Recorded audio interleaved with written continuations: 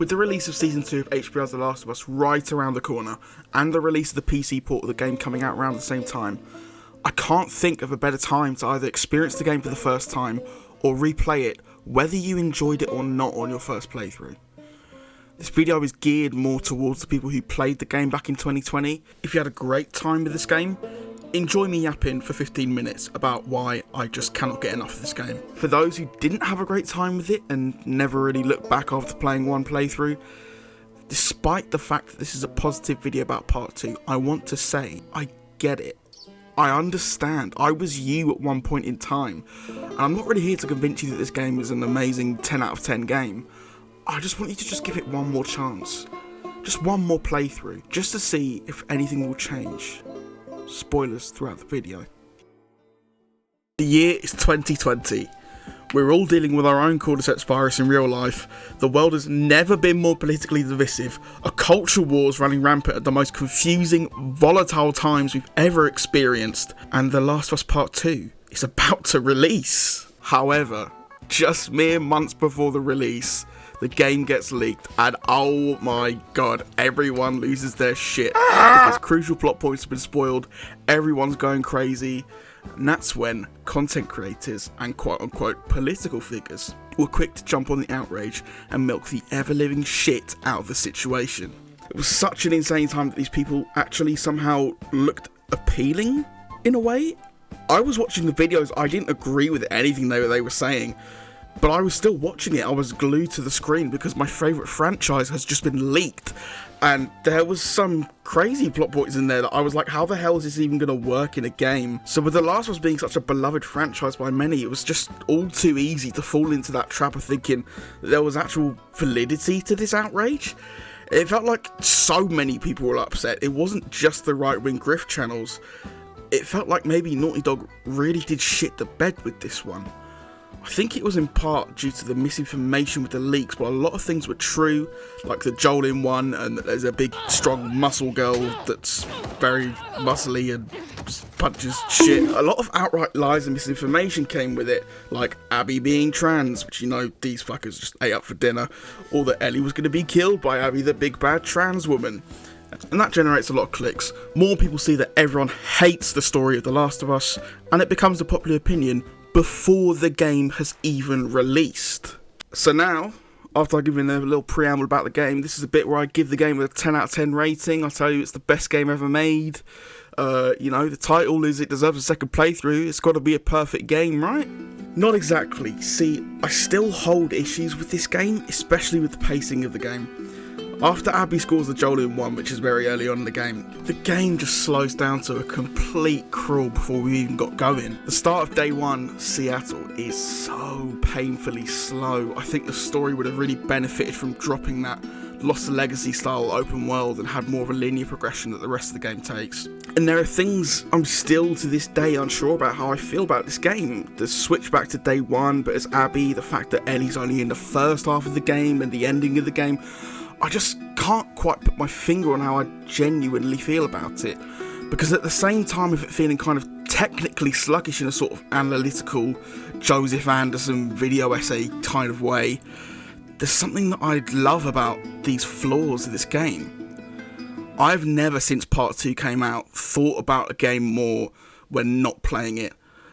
There's no good guys, there's no bad guys, there's no satisfying endings. You could say for a lot of characters there are no satisfying arcs. Usually everything I've listed would contribute to a bad game, but there's something so purposeful about it. Pairing that with the game setting of just being this hopeless apocalypse where majority of people are dead, or they're just roaming infected mushroom people, and there's something that just works about it. I remember reading somewhere that Naughty Dog took inspiration from films like No Country for Old Men for the story of this game. And you can really definitely tell that when Jesse just gets fucking shot in the face just out of nowhere and he's dead and that's it. There's no funeral, he's just dead. It's a cruel, cruel world where one bullet to the head or one mispronounced word means you're dead. And I just think it works so well for this kind of setting. And a lot of the discourse from people who really don't like this game is that, God, these characters are so stupid. They make such stupid decisions. I wouldn't do that if I was in that situation. Yes, and I have to admit, the characters make dumb decisions throughout the whole game. Ellie makes stupid decisions the whole game. Joel makes one stupid mistake and he's dead. When these characters make these stupid decisions, it's not based on logic, and I think a lot of people are expecting Ellie to be thinking logically in this game. She's not ever thinking logically. She just wants cold hard revenge, and she will do anything to get that, even sacrificing the safety of Joel's brother Tommy and the safety of being with Jesse and not on her own to go after Abby. None of these decisions make sense. It is just pure emotion based, which in a way does make sense to the characters, but it doesn't make sense to us because we aren't living through that. We are just playing a game. Uncharted, where you're going to tank 20,000 bullets and then everyone's going to be happy and merry at the end of the game. It's just not that kind of game. You see, when I first finished the game, I wiped my eyes after seeing the final Joel and Ellie scene. I was just sat on my bed watching the credits roll, and I just had this massive empty feeling in my stomach. And then my brain started to churn. And even though the ending of the game literally made me cry, I started to go through all the events of the game, kind of critically nitpick and analyse them. Why did Ellie leave everything behind for some dumb revenge that she didn't even get at the end? Why did I spend all that time with Abby and new characters that had nothing to do with the characters we're growing to love and care about? And the more I start to think about it, the more I was just convinced, like, wow, they've really fucked this story up. This is not a game that I enjoy. Even though whilst I played it, I had this feeling that I never had whilst playing a game. I just couldn't put my finger on it. I remember the first time I fought Abby at the end, and it just felt so pathetic. Just so hopeless. Like, what am I even doing playing this game right now? It just feels like shit. Just like this is hopeless. And I just can't help but feel now that that was the complete intended feeling that Naughty Dog were going for. And I just remember being so angry at how Ellie just completely ignored everyone in her life. I just wanted to go across the world to fucking California to just kill this random girl, even though she had a perfectly lovely family at home with fucking cute ass sheep. Look at these motherfucking sheep. How could you leave them alone, bruh? And I found myself being so frustrated with some of the characters when he just starts yelling at Ellie and being like, you're a fucking pussy for not getting revenge. I was like, what a dickhead. Why would he do that? We've just been through all this crazy stuff and then he's just being a prick about it all. But just because we haven't spent time with that character, it shouldn't mean that we neglect what the character's been through. Tommy went all the way to Seattle on his own. Didn't expect Ellie to come. Well, probably did, but he just didn't really give a fuck anyway. He just went. He went to go kill those motherfuckers, and then he ended up without an eye, and he can't even walk anymore. He got nothing. He's broken. So, of course, he's going to be upset and unreasonable and a piece of shit to the one person that could actually enact that revenge. The whole point, I think, of the game is that people are flawed. People can be pieces of shit. People can be good. It's not just black and white. And I think by the time you finish the game, you don't really go through that journey of knowing why people are doing what they're doing. You don't have enough time to digest everything that's going on, because even though it's quite a simple story at its core, there is so much else going on that I just feel like one playthrough you can't digest all that because the game moves so quickly between events. And you could say that's a criticism of the game, sure. But this is why the whole video is about why you should play it again. Ellie has just been on autopilot for the whole game. She's had one goal in mind. She doesn't care who she hurts to get that goal. But she doesn't even really know why she's doing it. This is just her way of grieving. Sure, she had a plan to go kill Abby, but what was that even going to do? And she realised it when she was literally face to face with her, strangling her, drowning her in this water, that none of that is ever going to bring Joel back. None of this will fix anything. And as she says right at the end, just take him. I don't think she's just referring to Lev there. Now, Abby's section is without a doubt the most controversial aspect of the game, because it's such a wild pace change. It really just caught us all off guard.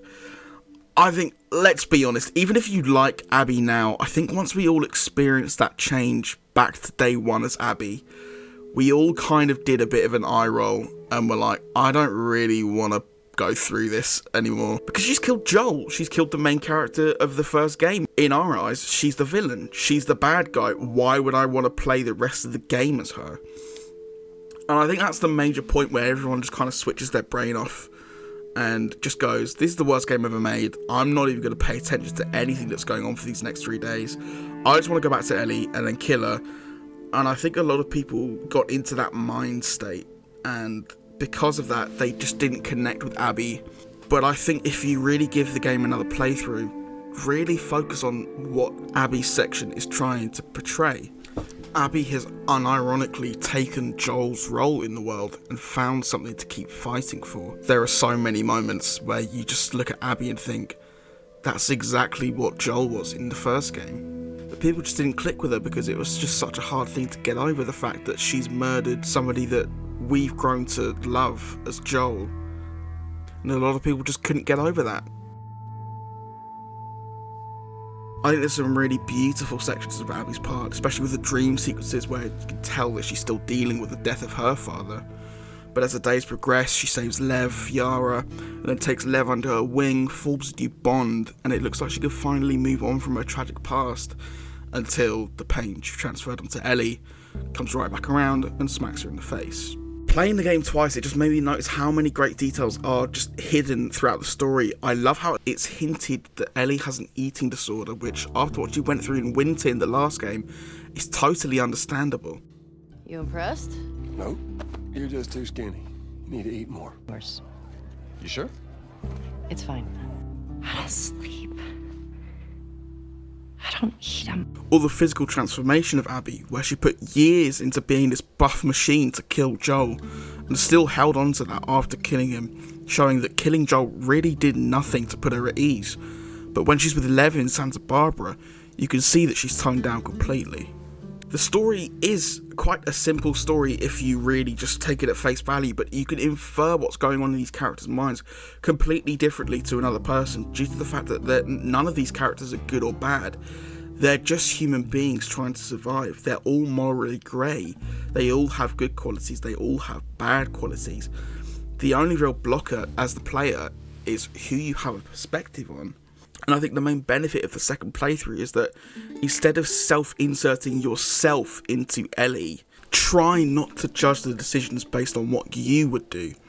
And think about why a 19-year-old who's just watched their dad get murdered in front of them would go on a completely selfish revenge tour that only further destroys nearly everything in her life. Even though technically Ellie and Abby are the main characters of the story, they're not. If you really look at it a certain way, they're not the main characters of the story. There really is no main character in The Last of Us. It is just a hopeless world where people are just trying to survive, and you're just going through the perspective of these two random people. The main character, more than anything, is just the world itself. Every character in the story is going through something, and being able to play through the game again and then thinking about the perspective of these other characters, the perspective of Maria, her husband has just completely disappeared out of nowhere, the perspective of Tommy, he's just lost his brother, he's a completely broken person, the perspective of even Dina, who she's raising Jesse's child and Ellie's just gone to California and abandoned her to go enact revenge on something that can never be reversed. So, if you're watching this video and you've only played the game once, I really implore you to give it another go. There are so many different things that you can infer that I haven't even listed in the video because there's just so many that come to mind. I think you'll have a great time, especially right before the TV series comes out, which I think they're going to stretch the story a lot longer, hopefully flesh out some of these characters a bit better and solve some of those pacing issues that I had at the start of the game. I love this game, I really do. I think it's a fantastic game. I think due to when it was released, the way it released, I think a lot of people just kind of turned a blind eye to it, and I think that it deserves a second chance.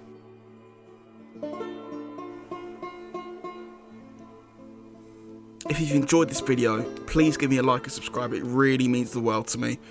And if you'd like, you can follow me on Twitch. The link is in my description. I go live every weekend.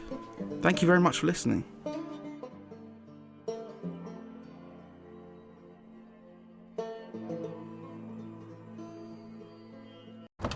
Surprise. Bitch! Dad? You scared? Whoa, whoa, whoa, what are you doing? I can make this quick. Ellie? Did you ever give anyone else this much grief? I sell hardcore drugs. Bring you the cure for mankind, and you want to play the pissy little... For fuck's sake. Come on. What was that all about?